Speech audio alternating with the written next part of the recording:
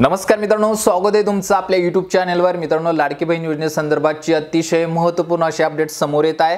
लाडकी बहीण योजनेची केवायसी करणं हे शासनामार्फत बंधनकारक करण्यात आलेलं आहे। ज्या महिला केवायसी करणार नाहीत अशा महिलांचे लाडक्या बहिणीचे अनुदान लाभ शासनामार्फत रद्द करण्यात येणार आहे। त्याच्यामुळे केवायसी अतिशय महत्त्वाचे आहे। परंतु ही केवायसी करताना ज्यांचे पती किंवा वडील हयातीत आहेत अशांनाच फक्त केवायसी पूर्ण करता येत आहे। कारण की महिलेची केवायसी झाल्यानंतर त्यांच्या पतीची किंवा वडिलांची केवायसी करावी लागत आहे। त्याच्यानंतरच त्यांची केवायसी सक्सेसफुली सबमिट होत आहे। परंतु ज्यांचे पती किंवा वडील हयातीत नाहीत अशा महिलांना मोठी अडचण झालेली आहे। त्यांना आपली केवायसी पूर्ण करता येत नाहीये। तर अशा महिलांनी काय करायचं, तर याबद्दल वारंवार शासनाकडे विचारणा केल्यानंतर शासनामार्फत आता एक नवीन पर्याय उपलब्ध करून देण्यात आलेला आहे। मित्रांनो, वृत्तपत्राच्या माध्यमातून आपण याबद्दलची अपडेट घेतलेली आहे। आपण या ठिकाणी स्क्रीनशॉट पाहू शकता।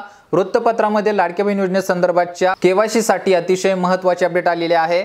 ज्या महिलांचे पती किंवा वडील हयातीत नाहीत अशा महिलांनी आपला सांभाळ करणारे जे नातेवाईक असतील, त्याच्यामध्ये आपलं भावंडे असतील, वडील असतील, यातील कोणाचेही तुम्ही आता केवायसी साठी आधार कार्ड वापरू शकता।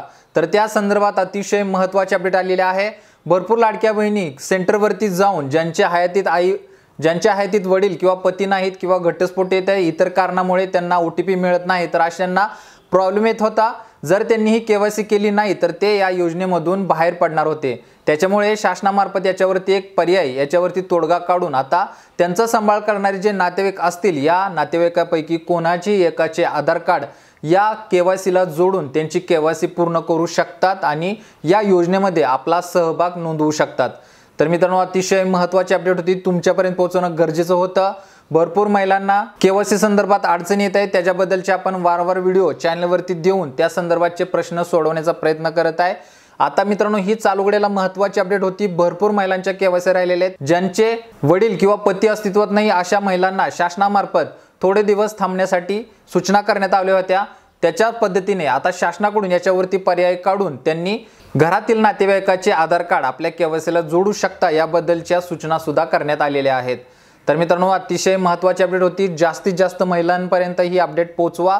ज्या गरजू महिला आहेत त्यांना ही नक्की माहिती पोहोचेल आणि त्या लवकरच आपल्या केवायसी करून घेतील आणि योजनेमधील आपला सहभाग कायमस्वरूपी सुरू ठेवतील।